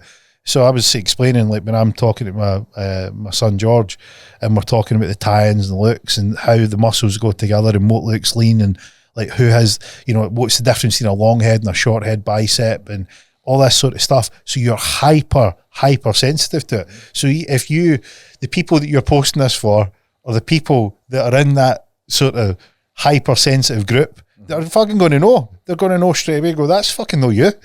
That's what I mean. And it's different, like when you know, because there's in that arena of bodybuilding, you're putting on fake tan because it shows off the definition, shows off the shape. You know, it can show off the vascularity a bit better. You don't sort of fade out under the lights. You're using lighting to get the best possible sort of look. So you get that there's an element of an art to how you present yourself. But fucking filtering is too, like, no filtering, editing, photoshopping pictures is fucking too much. Aye, like there's a large amount of bodybuilding. It is, you are trying to present an illusion of you are bigger, say, than what you are. You're trying to make yourself look as big as possible, put it that way, on stage. But that all comes down to your posing and stuff, but you're still showing what you are, and then you're going on Instagram and you're just using an app to make things bigger. What is the app that they're using, you know? I don't know either. Like, but I know I can see it straight away. Like, you see them, and the other boy that I like that is on social media is too buff for this. Seeing his stuff, he's fucking funny. He does like wee reels where he'll respond to like somebody doing outrageous shit. Like just like mind blowing stuff that like his dudes that have lifted weights, you're like, That is fucking impressive. You know, and he'll sort of put them up, and I think he's quite good at it. Like, he's quite good at calling out some of the fucking fake sort of stuff that's out there where he's calling bullshit. The majority of stuff, like, is, you know, say you see some scrawny dude and he just looks like a fucking bag of wet wash, and he'll go and pick up an outrageous weight, and you're like, fucking fair play, man. That I didn't expect that for you. Like, I like the what's his name, Anatoly, the cleaner. You know, I like his stuff. The stuff's funny. And he doesn't look like a big guy at all, and some of the weights that he can lift is impressive as fuck. I mean, that's I like that sort of thing, where he's sort of presenting himself, you know, just the cleaner or the wee geek, and he's coming and just fucking, you see the guys he's next to, they're huge guys, and he's just blowing them away. It's when they get angry at him at first as well, eh? And he'll be like trying to tell him to do it a wee bit better, and they're like, fuck off, you're skinny, and that, and then he'll start picking up and repping their weight that they were just struggling for one. And he's sitting saying to them, you know, I think that you're doing it wrong. Because you can see some of them are getting really fucking antsy about it. I think it's good. It's a good angle he's got. That is. It's a good angle, and fair play to him. You know, he's done well. So I don't think social media is all bad. We've got some we've got some real. Yep. We've got some real characters. Shit. We've got some characters out there that spoil the broth. No naming any names apart from like Greg Deshay. He's a cunt.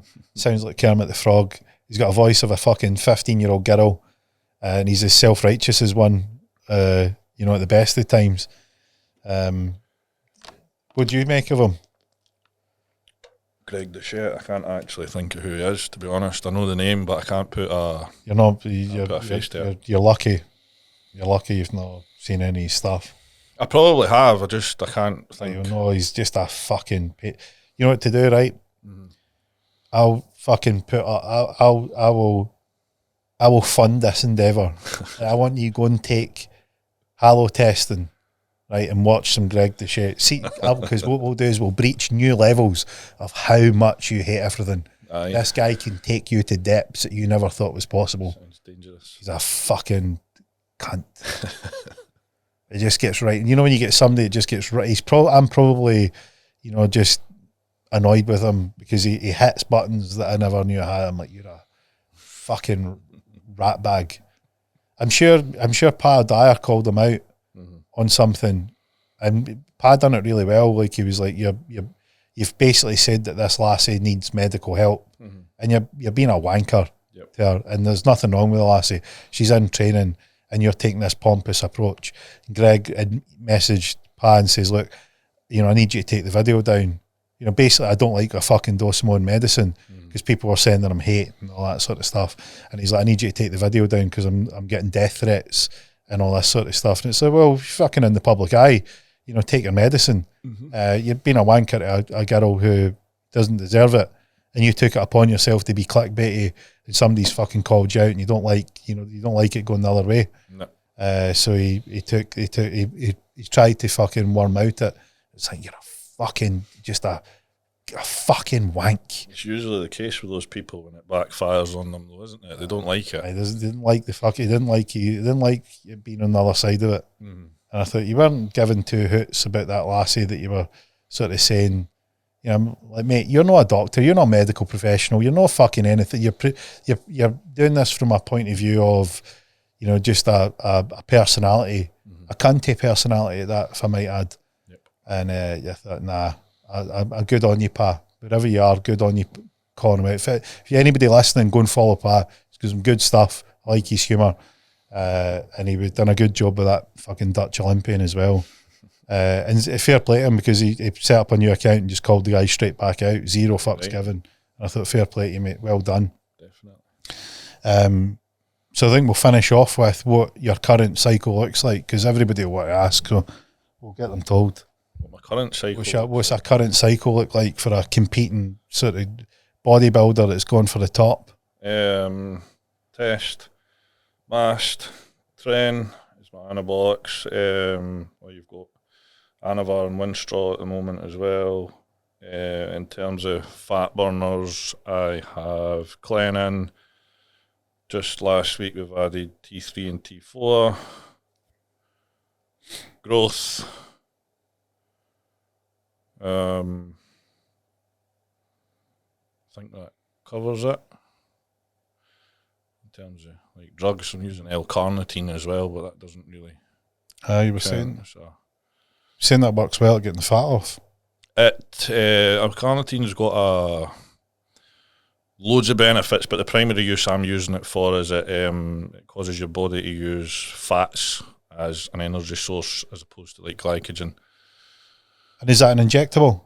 Yes, the oral form of L-carnitine isn't poorly absorbed. It's very poorly absorbed. It's something like 5%, if even that. Whereas your injectable stuff is you're absorbing almost all of it. That's good. So, what's it like to inject? It's sore. The L-carnitine. Nippy. I mean, it's not really nippy as you inject it per se, but afterwards, it depends where I put it. But I put it in my bicep once, and that was fucking terrible. Did you just feel like it was bruised or sore? Aye. But supposedly the stuff that I got is supposed to be no pain. So seemingly other L-carnitine's even worse. Yeah. So that's one thing I was going to ask you about. What's your thoughts on synthol? Never used it. Wouldn't use it.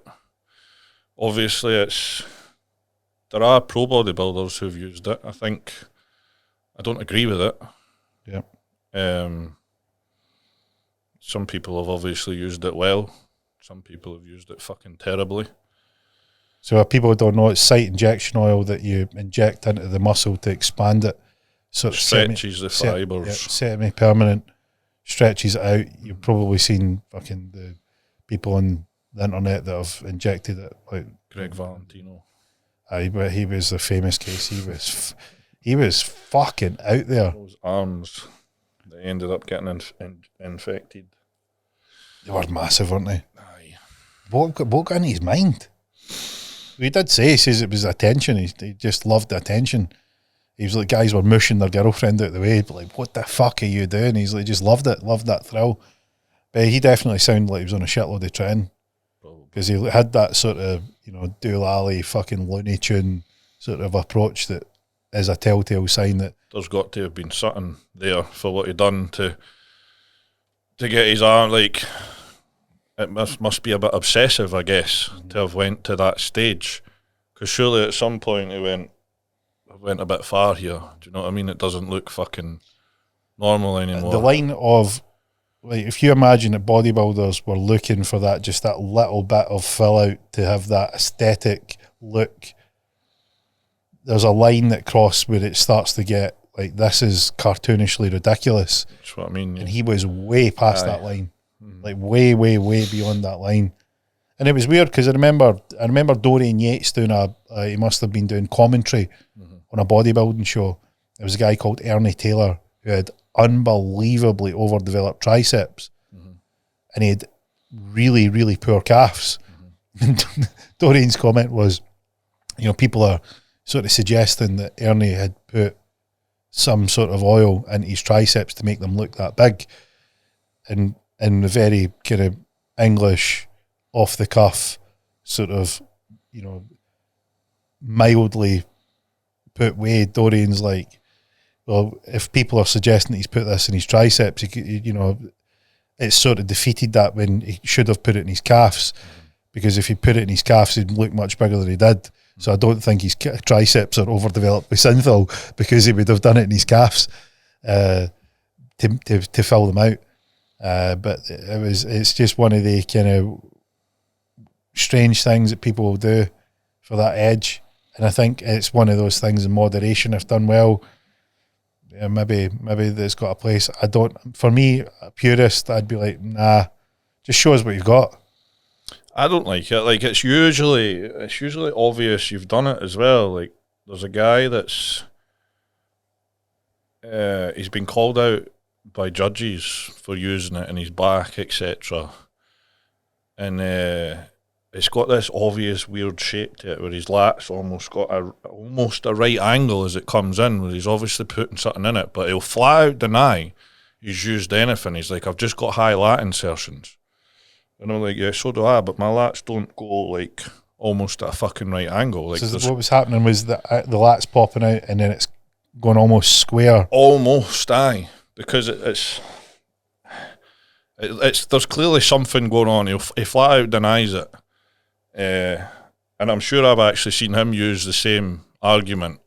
Why would I not put it in my calves as well? Yeah, but I mean, you're still an amateur, and at amateur level, they're not really looking at your calves. Mm-hmm. But his judges have marked him down, saying that there's something going in there. Have you ever seen the guys that are on stage and it's like a pus is fucking pouring out them? No. I've seen that. Guys are on stage. It was a guy who was on stage and it came out his shoulders. It's hit a most muscular. He's went like that, and it's just like fucking oil has come out like a pussy spot. Aye. And he's went like that, and the fucking oil has literally just poured out. And I don't know, like I'm making the assumption that he's put something in there, or had a bad jag, one of the two. I mean, it was like there was volume coming out of this. Like he's just hit the pose, he's hit the most muscular like this, and I'm sure it was his right shoulder, and it just looked like a yellowy kind of fucking fluid has just burst out his shoulder. Sounds like an abscess or something. That's what it looked like. It looked like an abscess had popped out. But some of the things that you hear over the years, you go, people just push us to the fucking crazy degrees. I mean, there was a couple of years where they kept saying Haddy had something in his shoulders. Haddy Troopin. Did they? His shoulders were very suspect looking for a couple of Were they? years, aye. And they kept saying that he maybe had something in them. But it could have just been too much scar tissue for jagging in his delts, to be fair. But how do you? I mean, I wonder. Like, I don't know enough about it, but like, surely Haddy's so lean, like he's so ripped. I mean, is it the more ripped makes it look more obvious? Because his striations are so clear. Like, would he lose some of that with injecting? I think the synthol, yeah, you can lose a bit, but you can lose some of those striations just from pinning gear in the scar tissue. Right. Do you know what I mean? So you've got to be careful even with just jagging your gear, because I can't jag my side delts because they swell up now if I do it. Right. So it's like, where do you prefer to pin? So I'm at a point at the moment where, in order to avoid obviously the scar tissue, I pin every day, and I won't pin more than 0.5 mil in a site. So at the moment, I'm doing like 3 or 4 injections a day to get my gear in over 3 or 4 different sites. Where do you pin? Delts? I like pinning my lats. At the moment, I've come away from jagging my glutes, biceps, triceps, rear delt, front delt. I won't do my side delt anymore. How do you pin your lats? Like, do you get somebody to do it for you? Do it in the mirror. I couldn't do it off season, but at the moment I can. It's one of my favourite places at the moment, to be fair. I've only started doing my lats in this prep. What's it like compared to other places? Because it's fresh muscle that I've not pinned before, it goes in easily. Right. And it's also, I've never had any pain pinning there, so it seems nice and smooth. And what are you looking for, like fresh muscle, or is it sort of any of that amplification that you can get from injecting in the site, the oil pushing out a little bit? You'll know where you pin it doesn't matter, as in terms of growth. Like, you might get a little bit of inflammation for a day or two after you jag, but usually that's not a good jag, if you know what I mean. So it's just obviously after, if you keep pinning the same site over and over, you'll get scar tissue build up. That's going to affect the absorption of the gear, and over time that can develop into a bit of a lump of scar tissue. Mm-hmm. So you need to just keep rotating, and there's no really, and obviously try and pin less. Some folk are pinning like fucking 2-3 mil into one muscle. It might go in fine, but you cause yourself problems eventually. So you're doing like 3 or 4 injections a day? Yep. That's not including the L-carnitine, which is another 4. 4? With my L-carnitine, I'm taking 2 mil pre-cardio, which is a gram, 2 mil pre-training, which is another gram. So that's another 4 injections. It's another 4 injections. But your L-carnitine's just a wee insulin needle and it's water-based. So right. So 8 injections a day. No wonder you can't be bothered pinning. And then you've got growth as well at night, so that's a 9th. And then if I'm using insulin, there might be 3 or 4 insulin a day if I'm on a high day. So that'd be about 12 in total. Aye. A fucking pin cushion. Exactly. No wonder you can't be bothered by pinning. But that one night before, that Sunday night, that first one. When I'm off season, I'll pin like 3 times a week. I don't know. It's just at this point in prep, like I'm breaking it down to pin as little volume as possible at a time into a muscle, because if I'm competing in 2 weeks, if I get a lump now and it doesn't go away, obviously that can't be obvious on stage. Do you know what I mean? So I've split it down into so that I'm only pinning 0.5 mil in one site at a time, and then it's not getting pinned for it's getting at least a day's break in between before it's getting any more, if not 2 days.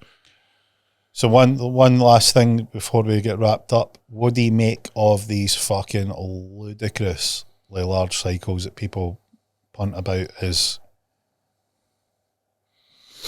the thing to do? Personally, I think that they're ridiculous and very dangerous. I think if you need to take that much shit, you've not got something else figured out. Like your training, or your cardio, or your diet, something's really, really off if you need to take that much stuff. I mean, the thing is, there's always an upper ceiling as well. There's a point where when you're running that gear, you're going to run toxic. And then your body's not going to be in its prime position to grow. Do you know what I mean? Like, you've got that much gear in you, your body's... There's a lot of diminishing returns. Exactly. There's a sweet spot of lower, like there's not enough, which is pointless, and there's like the upper limit of, right, any more than this is just not going to get you any further. There's that sweet spot. And I think this stuff's way, way beyond that sweet spot, in the sense that, is there any practical reason that there's any benefit at all of being in that much shit? Well, no, I'd actually say it's more than likely counterproductive. 1, you're wasting your money when you're going too high. 2, your body can't cope with all that. As I say, you're going to end up running toxic levels. Your bloods will be fucking through the floor, and your body's not in a position where it wants to grow because it's not healthy. So it's silly, really.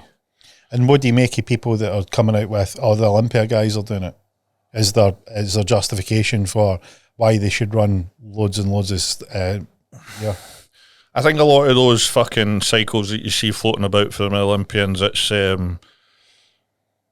bit of clickbait.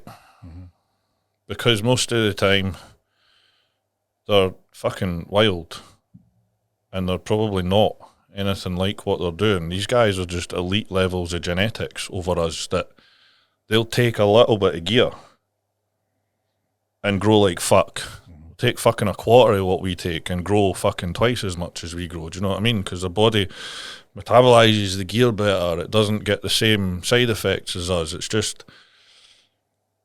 I mean, I do think they will be taking, but I don't think they're taking astronomical amounts. Do you know what I mean? But there's this, like, oh, he's fucking massive, he must be taking loads, and then people will be like, obviously cunts will just post shit for clickbait. This is such and such his cycle. It's probably not. Well, I remember reading I think we discussed it before we came on air, Andreas Munzer's sort of cycle. Andreas Munzer was a famous bodybuilder. Competed in the 90s, Austrian dude, never really got huge, and it was in the era of mass monsters were just coming about. He was ultra lean, and he ended up having some complications with his internal organs, and unfortunately died. They reckon it was actually dehydration from a show that was the thing that really was the killer, because he was so dehydrated. He was on a flight, it would dehydrate, thicken the blood, and that caused the sort of ticking time bomb. But there was this sort of cycle that was posted out on the internet as Andreas Munzer's death cycle, and even like a sort of basic precursor look at this, and you go, this is just garbage. There's no danger anybody in the right mind is doing any of this, because there was just that there was like duplications of the same stuff with different names. You go, this like, nobody would ever make sense of this, especially a guy at that level in those circles that got to that level of competition. Even to a guy like that wouldn't have made sense. I think I don't know if you ever heard of Boston Lloyd. Yep. Obviously he's dead now. Yep. He was fucking running wild amounts of shit, and to be fair, there was some stuff you saw in his cycles that you were like, that's almost a duplicate of what's up there. Yep. But he openly spoke about what he was running, so it's like there are clearly some people that are just willing to push at that, and he got fucking nowhere with it. He was never a pro or anything, and he was younger than me, I'm sure, when he died. Yep, and he died post sort of experimental release of... He did all this experimental. He was in the latter stages of kidney failure, and I believe he was still running stuff. So it's that level of stupidity, really, that it's like maybe they are just taking fucking everything. I mean, some of them. Like, the thing being is that he would never got anywhere. Like, there was... Didn't have particularly good genetics. His whole thing was that he was pushing it, and his bit was that he was a guy out there just taking ridiculous amounts of stuff, where Andreas Munzer was an Olympia level competitor. And you go, well, I don't know. Like, you can see, like, if this guy was getting close to like the top level, I mean Boston Lloyd, he never got anywhere near that. No. Never got even close. And you just go, like, mate, what are you doing to yourself? Like, you're not getting anywhere with this. Like, you've pushed a couple of big cycles, you've been out there, right, fine, but why keep sort of pushing that envelope? You're not going to get anywhere, because if you were going to get somewhere, and you've taken as much shit as humanly possible, which you've documented, and you haven't got close, when are you going to pull the plug on this? No. Like, there's a point where you need to. Someone pulled the plug for him. The plug got pulled on him. Aye. You just go, look, man, that was just craziness, waste of life. That's it. But there was people that were mental. There was people going to him for coaching as well, and he was advising other people cycles, which I'm assuming were quite as fucking mental as his own. I'd like to think not, but yeah, crazy. Well, I think that's a good place to end. That doom and gloom, fucking death note suits your character down to a T. Aye. Big, dark, and creepy is the three main words.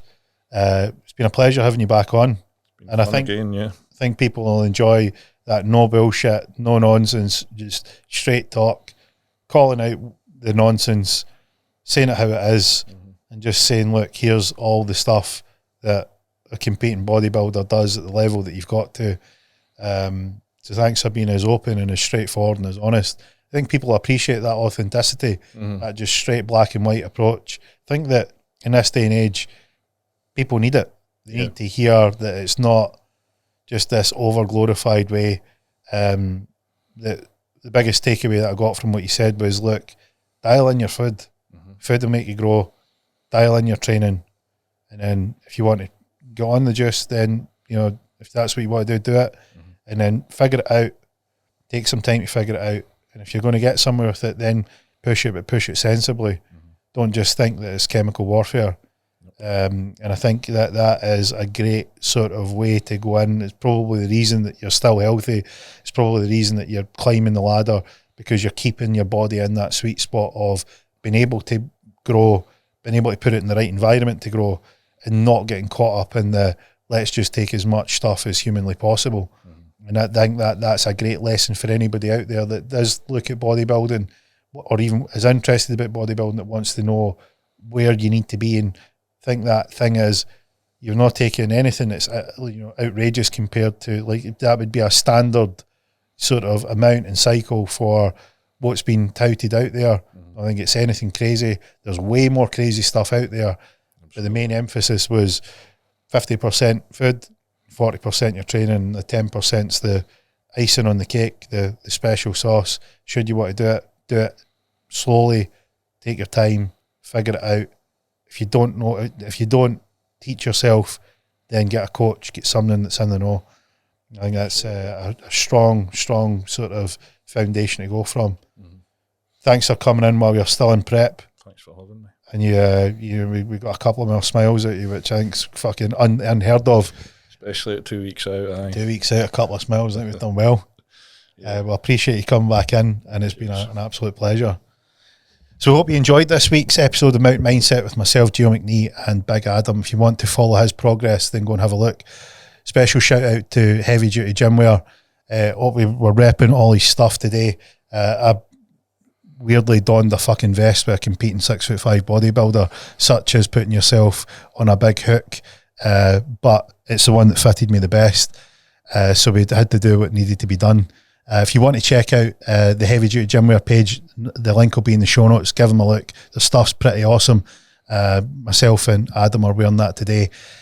The key takeaways from today is, if you're going to get in this world of bodybuilding, yes, drugs are an element of it, but do it wisely and thought out, and do measure your bloods, do get the checks done, do take advice, and do use an aid of caution.